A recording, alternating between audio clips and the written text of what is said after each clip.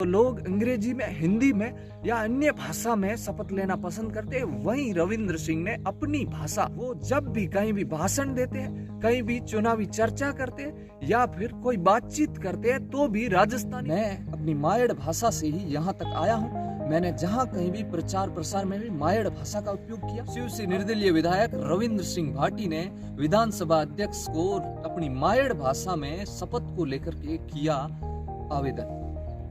नमस्कार दोस्तों, मैं हूं तिलक बारट और आप देख रहे हैं विधानसभा ब्लॉग।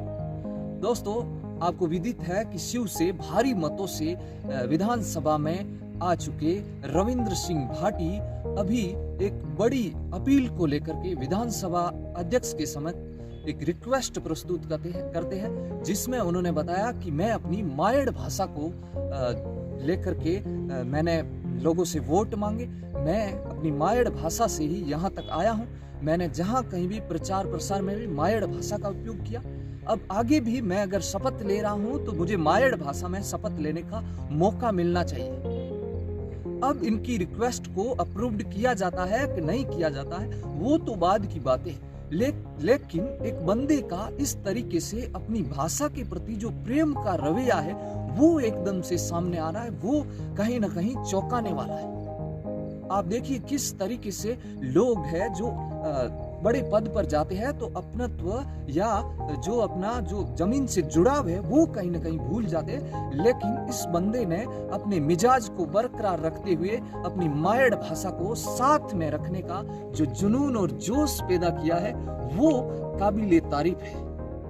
उन्होंने यह हवाला भी दिया कि अब तक कोंकणी और मैथिली में भाषण और शपथ को लेकर के कई सारे लोगों ने ये इस प्रकार का जो कर चुके हैं, शपथ ले चुके हैं, तो मुझे भी कहीं ना कहीं मौका मिलना चाहिए।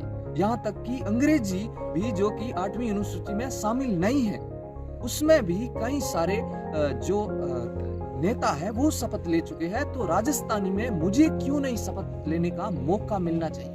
मुझे लगता है रविंद्र सिंह भाटी कहीं ना कहीं रिकॉर्ड के लिए पैदा हुए। 2019 में जब जेएनयू में उन्होंने चुनाव के लिए निर्दलीय ताल ठोकी तो एक नया रिकॉर्ड और आयाम स्थापित किया। वहीं जब शिव विधानसभा में वो आए तो लोगों ने कई सारी टिप्पणियां की, कई सारी उन्होंने जो अनर्गल बातें की कि अब ये क्या करेगा, पार्टी भी नहीं है, पार्टी ने भी टिकट नहीं दी। लेकिन इन सभी को किनारे करके रविंद्र भाटी ने एक नया इतिहास रचा और निर्दलीय के रूप में कई सालों का रिकॉर्ड तोड़ के जीत हासिल की। अब जब उन्होंने राजस्थानी भाषा में जो शपथ के लिए रिक्वेस्ट की है वो कहीं ना कहीं चर्चा में बनी हुई है। ऐसे में देखा जाए तो उनके फैन फॉलोइंग और जो प्रशंसक है वो उनकी प्रशंसा कर रहे हैं। वो कह रहे हैं कि आज भी इस बंदे का राजस्थानी भाषा के प्रति जो जुनून है वो सामने आ रहा है कहीं न कहीं, और मुझे लगता है कि ये इनका जुनून है आगे भी बरकरार रहेगा। पहले भी वो जब भी कहीं भी भाषण देते हैं, कहीं भी चुनावी चर्चा करते हैं या फिर कोई बातचीत करते हैं तो भी राजस्थानी भाषा में करते हैं। अब जब शपथ की बात आई तो लोग अंग्रेजी में, हिंदी में या अन्य भाषा में शपथ लेना पसंद करते हैं। वहीं रविंद्र सिंह ने अपनी भाषा, अपनी मातृभाषा, अपने प्रदेश की भाषा, अपने क्षेत्र की भाषा को प्राथमिकता दी है। ऐसे में आप सारे लोग क्या सोचते हैं रविंद्र भाटी के बारे में और इनके इस डिसीजन के बारे में?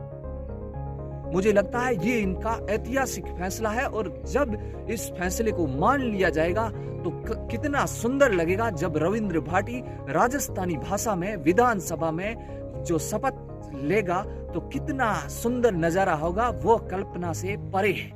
मुझे लगता है ये रिकॉर्ड होने वाला है और मुझे लगता है इनकी रिक्वेस्ट को मान लिया जाएगा। जिस तरीके से इन्होंने जितने भी दावे किए हैं वो पूरे हुए हैं, तो यह भी दावा कहीं ना कहीं पूरा होगा, मुझे पूर्ण विश्वास है।